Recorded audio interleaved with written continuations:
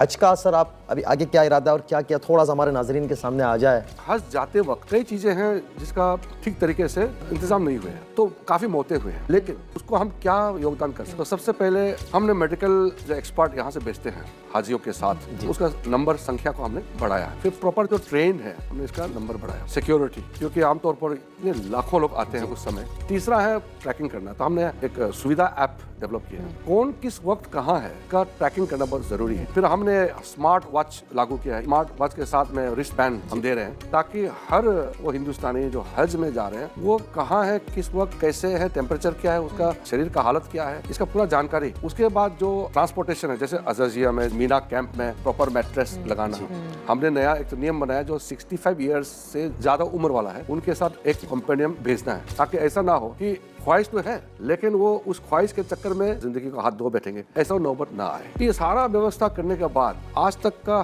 حج کا جو ہم اتہاس دیکھیں گے، سب سے کم لوگوں کے جانے کا یہ پچھلی بار۔ ہم چاہتے ہیں کہ اس بار ہمارا ایک بھی انشاءاللہ حج جانے والا کا موت نہ ہو۔ بڑی بات ہے۔ ہم آپ کا بھی شکریہ ادا کرتے ہیں اور پرائم منسٹر صاحب کا بھی اس پروگرام کے ذریعے سے شکریہ ادا کرتے ہیں کہ حجاج کرام کے لیے جو آسانیاں آپ کر رہے ہیں، اللہ تعالیٰ آپ کو زندگی دے، صحت دے، عافیت دے، ہمارے ملک کو خوب ترقیوں سے نوازے۔ ہماری خوشی، ہم یعنی ہندوستان کہنے کو فخر محسوس